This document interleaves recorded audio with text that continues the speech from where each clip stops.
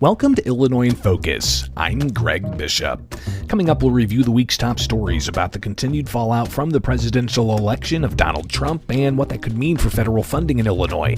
Share the latest on concerns about drugs in Illinois' prison system and hear about quid pro quo in the corruption trial of former Illinois House Speaker Michael Madigan. I'll then join the Center Square's Dan McCaleb to further discuss those stories and more. That's ahead with Illinois in Focus. I'm Greg Bishop.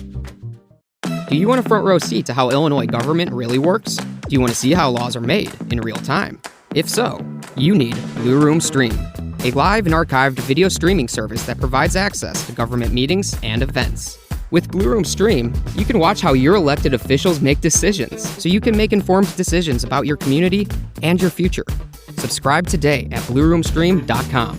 Blue Room Stream, government transparency at your fingertips. Welcome back to Illinois in Focus. I'm Greg Bishop. Some State House Republicans say it may be a good thing if the incoming Trump administration puts the financial squeeze on Illinois if it encourages a change of policies.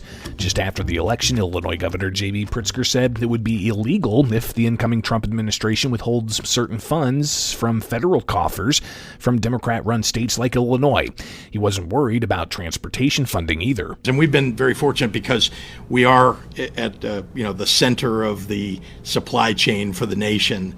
And so we've received a lot of support. Republican State Representative Blaine Wilhauer said Illinois has been punished by bad policies from Democrats for years, and federal funds being withheld may spur change. What we do in Springfield constantly is we prop up unsustainable systems, okay? And that's why we're in the situation that we're in. So something is going to have to be a catalyst for change. For years, Republicans have argued for lower taxes, fewer regulations, and a more business-friendly environment. They also want the state's migrant sanctuary status reversed. Concerns continue around the safety of inmates and staff at Illinois' prison system. Last week, House Republicans urged the Illinois Department of Corrections to halt physical mail, and that's after reports of paper being laced with illicit substances being smoked by inmates. Republican State Representative Adam Niemerg said that he was given the Springfield two-step, with no answer from department officials. They're putting the cost of a copy machine ahead of the health and safety of their own employees, and it is unacceptable. IDOC said in a statement that they have a suspicious substance emergency protocol in place, are intensifying mail screenings, and encourage the use of PPE when handling mail. On Tuesday in Springfield, Republican State Senator Terry Bryant said IDOC Acting Director LaToya Hughes should resign. But more than that, if she doesn't resign, we're going to come back in lame duck. She should not be confirmed. Legislators return to Springfield for lame duck session January 2nd. And jurors have heard the words quid pro quo from a cooperating witness at the bribery and racketeering trial of former Illinois House Speaker Michael Madigan. Jim Talamonte has more. Former 25th Ward Alderman Daniel Solis has a deferred prosecution agreement with the federal government for a bribery charge. In a recording from June 23, 2017, Solis told Madigan that Union West developers would likely work with Madigan's private law firm. And I think they understand how this works, the quid pro quo. Okay. On July 18th of that year, Madigan met privately with Solis before another meeting. Over the phone, you made a comment that there was a quid pro quo. Oh, I'm sorry. Yeah. Okay. You shouldn't be talking like that. Madigan is charged with 23 counts of bribery, racketeering, and official misconduct. In Chicago, I'm Jim Talamonte. Those are the top stories from the past week from Illinois. Find more online at thecentersquare.com. Coming up for Illinois in Focus, I'll join the Center Square's Dan McCaleb to further discuss the news. This is Illinois in Focus, a production of America's Talking Network. I'm Greg Bishop. They're simple, boring, never thought of until they're needed. They're windshield wipers. Only when Mary Anderson became annoyed that New York trolley drivers were stopping to wipe their windshield by hand did anybody do something about it. By attaching a spring-loaded arm to a rubber blade, one woman made travel easier and safer. Look to innovate and pass it on. From passiton.com. Welcome back to Illinois in Focus, powered by the Center Square. I'm Dan McCaleb, Chief Content Officer at Franklin News Foundation, publisher of the Center Square Newswire service. We are recording this early this week on Wednesday, November 27th, due to the Thanksgiving holiday. The federal corruption trial of longtime former Illinois House Speaker Michael Madigan is wrapping up its 8th week, and there were some significant developments. Prosecutors introduced secretly recorded audio and video between Madigan and former Chicago Alderman Daniel Solis, who began cooperating with federal investigators in 2016. Solis himself is facing one federal count of bribery under a deferred prosecution agreement he reached with prosecutors for agreeing to cooperate in the Madigan case. Joining me to discuss this and more is Greg Bishop, Illinois Associate Editor at the Center Square. Greg, this week's evidence and testimony was eye-opening into the inner workings of Chicago-style politics and the quid pro quo involved in seemingly everything. Bring our listeners up to speed. Well, if Madigan was to hear some of his associates use the terminology quid pro quo, he was quick to tell them not to use that language. That's exactly what he did in undercover video that former Chicago Alderman Daniel Solis gathered for the feds. Fascinating video has been released by prosecutors in this case. We've been combing through it. Some of it's little clips of 40 seconds. Others is 30 minutes of an entire conversation with Madigan and cooperating witnesses with the feds, while they also talk to developers about properties in the city of Chicago that may need some kind of state action to transfer the property to a new owner, all while Madigan's there making a sales pitch for his law firm to have business with these developers. So the video that's been presented, pretty powerful, especially because Madigan's own voice and image in these videos, it's being heard by the jury.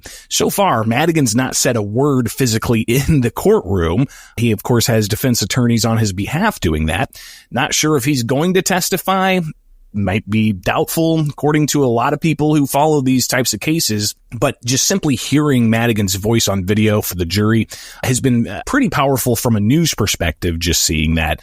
So you can imagine the impact it's going to have on that jury that's going to determine Madigan's fate on charges that he used his office to corruptly personally gain himself and his allies. And of course, the allegations against Madigan and his co-defendant, Michael McLean, longtime ally, former lawmaker and lobbyist, is that Madigan used his position as the House Speaker, the powerful House Speaker, to essentially influence legislation favorable to utilities, particularly electric company ComEd, to essentially solicit bribes, to have ComEd hire Madigan associates and allies into no work or little work jobs by ComEd in exchange for working through legislation that was favorable to ComEd's bottom line. But just the amount of evidence, Greg, that's being pulled in here. Solis himself, the witness, compromised witness, we'll say, former Chicago alderman, he essentially admitted to soliciting campaign donations in exchange for city actions, such as getting zoning changes put in place for hotel development and other development. It's just, we've heard about Chicago-style politics, right, for decades and decades. But here it is, front and center in front of a jury. Yeah, it really is remarkable. And you mentioned the ComEd saga, right? But I think the federal prosecutors are really telling a much larger story than just the ComEd issues to really highlight and expose what they allege was Madigan enterprise, right? This nearly 10-year-long scheme that the prosecutors are laying out for the jury of Madigan using intermediaries like McLean to then set up, deals through the state house while also steering business back to Madigan and his law firm in Chicago dealing with property tax assessments, and all the while Madigan seeming to keep a distance. However, what's been revealed in court this week, which was different from what was revealed in court in previous weeks with other cooperating witnesses like Fidel Marquez from ComEd, you only heard Madigan on a few phone call recordings there.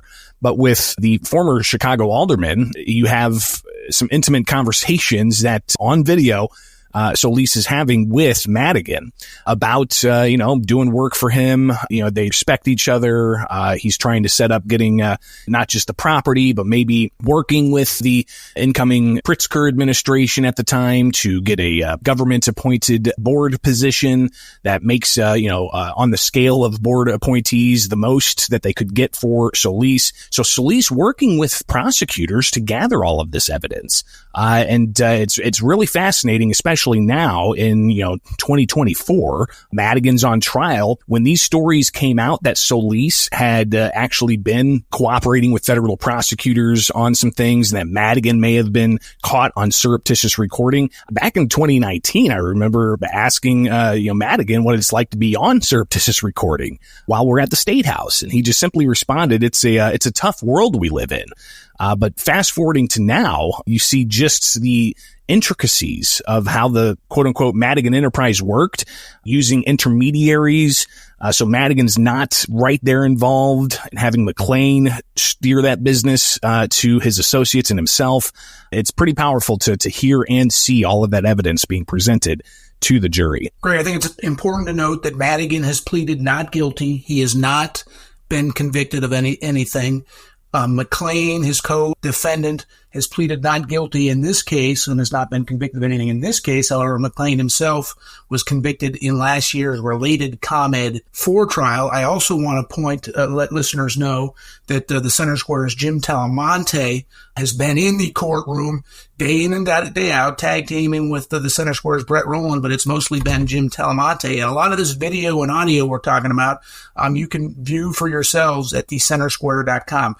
Greg, we're 8 weeks into this trial, but we're a long way from over. Just to close this segment, we're still looking perhaps to the end of January. Yeah, it could go possibly into February, and I do recall, this is kind of in perpetuity it feels, and it's reminiscent of the duration of the budget impasse that Madigan oversaw as Speaker of the House under the Rauner administration that lasted 2.5 years, and Madigan would come out during news conferences and just repeat the line over and over again: "We are in continuous session.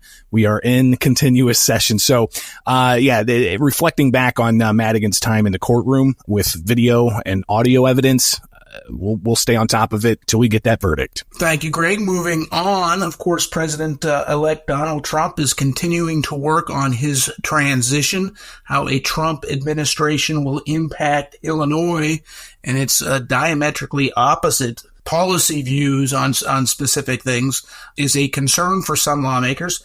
Many Republicans are suggesting that maybe this is what Illinois needs to turn its economic situation around, what Republicans say is an unbusiness-friendly state. Tell us more about that. Well, yeah, it's not just the economic issues. It's also the state's sanctuary status for non-citizen migrants that Republicans are really highlighting as something that needs to change in this state. Dan, I think we're up for watching an interesting story arc over the next 2 years, being here in Illinois, kind of a front row seat to how a state where Democrats dominate politics in Illinois, how they interact with the incoming Trump administration and a Republican-controlled U.S. Congress. So we've seen, obviously, a lot of, in a way, kind of splitting the argument. Pritzker, the governor here in Illinois, who was governor for 2 years while Trump was president in his first term, he, of course, was very critical of Trump back then in 2019 and 2020. You had the conflict that Pritzker would get into with the Trump administration during the COVID pandemic, and the rhetoric was heated, so to speak. Of course, just after the election, Pritzker came out and held an open-ended news conference, essentially saying that he's going to stand for his values and protect those who he says are most vulnerable. He talked about the non-citizen migrants that have been in the state since August of 2022, 50,000+. Then you also have the LGBTQ community that Pritzker was standing for, reproductive rights. But on the other issues, he says there may be some room to work. But clearly, the debate's still going on. The conflict is still there. And when it comes to federal funds, some Republicans at the State House, when I asked, should the Trump administration withhold future federal funds in order to try to spur some change. You've got Republicans, some in the state house, saying yes.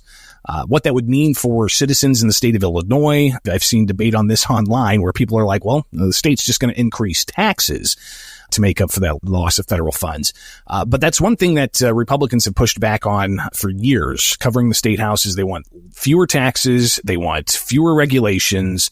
Now, over the past 3.5 years, the migrant situation really present and crowding out tax dollars that could be used for other things.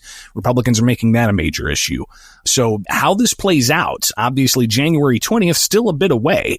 But clearly we're seeing those battle lines being drawn. Now, when it comes to federal funds coming to Illinois, Pritzker says if Trump withholds things that are due to the state, then they will fight in the courts. And that's for, a variety of, law enforcement grants or, transportation dollars. But venture capitalist Peter Thiel recently told the Free Press that all Trump has to do is sit on his hands for any new funding.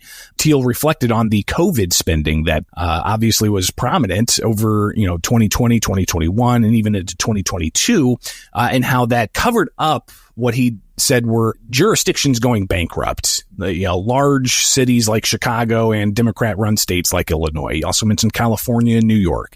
So Peter Thiel said in order for there to be true, quote, radical change to those blue states, it might take this fight for federal funding to spur that change. Will that happen? Again, Dan, I think you and I being here in Illinois, watching this from the front row, we're going to be able to tell that story and the ultimate outcome of it. It will be interesting, Greg. You mentioned, too, that Pritzker's saying that they'll fight any what they consider diminishment in whatever financial federal funding or other things in the courts.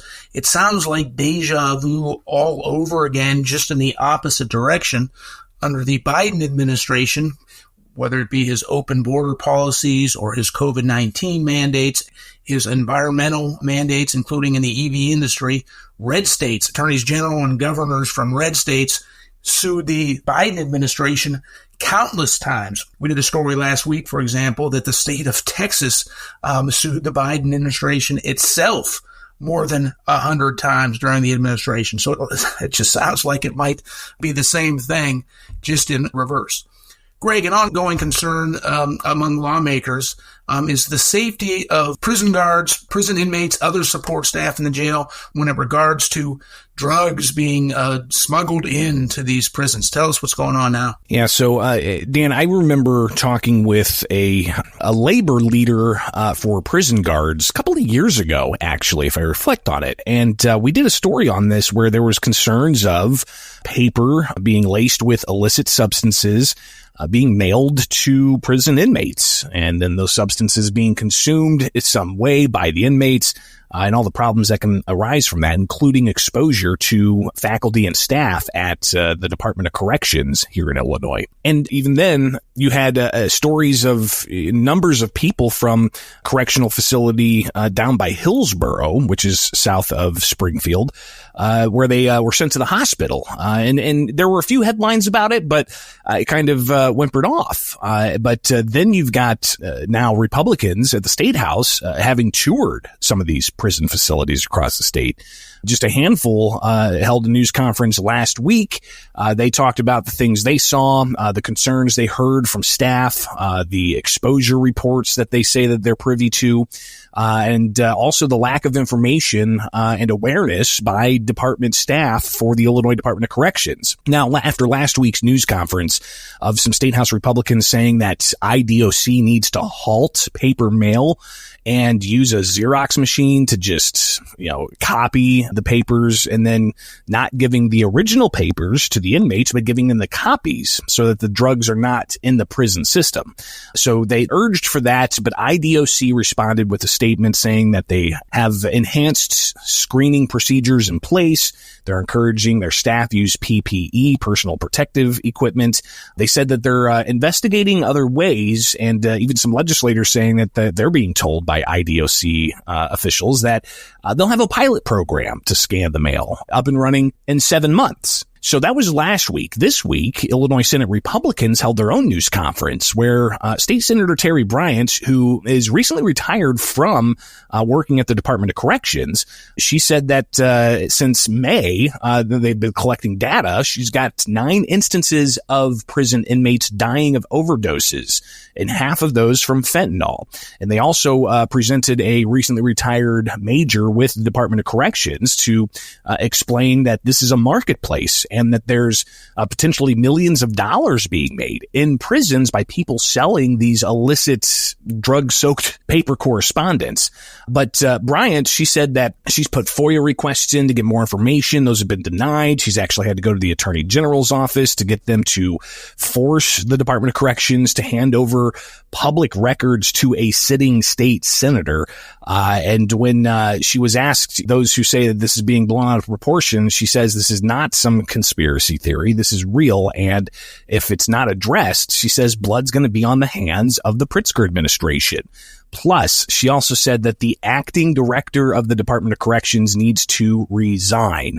If not resign, then when they come back for lame duck session, the state Senate should not confirm the acting director. So obviously this is coming to a head. And it's something that we've covered, and I think Republicans are going to continue to push for answers and action on this, because as they say, it's not just the staff that's being harmed by being exposed to possibly fentanyl or whatever other illicit substance there may be, or chemical composition that there could be. Unless they get some action on that, I think Republicans are going to continue their push. Thank you, Greg. Yet another report that shows that Illinois' pension debt and medical debt for retirees is among the worst in the country. In fact, it's pegged at the second worst in the country. We wrote about that. You, in fact, wrote about that, Greg, at thecentersquare.com. Tell us more. Yeah, so the state self-reports about $140 billion of unfunded pension liability. That doesn't take into account other post-employment benefits. Those are things like health care coverage for state employee and public sector employee retirees. So those are added costs that aren't necessarily a part of the $140 billion self-reported by the state. Ratings agencies like Moody's and S&P and Fitch Ratings, these are the agencies that rate state government debt. So Illinois has among the worst bond rating among all these 3 ratings agencies, and a lot of them say it's because of the long-term liability of pensions. In Illinois, we've got some of the worst pension situation in the country, and Fitch just put out a report that says Illinois is second worst behind Connecticut when it comes to pension liabilities, other post-employment benefits as a ratio of personal income. So Dan, Fitch pegs the number at $206 billion of unfunded liability, and that takes up about 22.8% of personal income in the state of Illinois. Just in comparison, you've got Tennessee that's on the other end of the spectrum. They've got about $4 billion in debt, and that takes up about 1% of their personal income. So you can see the wide gap there between a state like Tennessee and a state like Illinois when it comes to the unfunded pension liability. So what do we do about this in the state of Illinois? There's all kinds of conversations that have been happening for years. I mean, 2011, they created a new class of pensioners, Tier 2, people hired after 2011. They got fewer benefits. But here we are now in 2024. There's talks about enhancing those Tier 2 benefits. So some say that's the wrong direction. Others say that we just have to give more tax dollars to the pensions. But one thing Fitch noted was Illinois is among states that, number one, doesn't really keep the best financial records, with the most recent annual report not being available to Fitch at the time. But also, number two, they have a magnitude of other post-employment benefits adding to the cost and legal hurdles that are in the way from preventing any reduction in benefits. And that's the Illinois Pension Protection Clause that voters have never had a chance to sound off if that needs to be changed. So clearly, again, another issue that's an expensive issue for the state of Illinois, impacting the state's finances. We'll be continuing to monitor that situation as well at thecentersquare.com. Greg, hope you and all of our listeners have a happy Thanksgiving. Thank you for joining us today. Of course, our listeners can keep up with all of these stories and more at thecentersquare.com.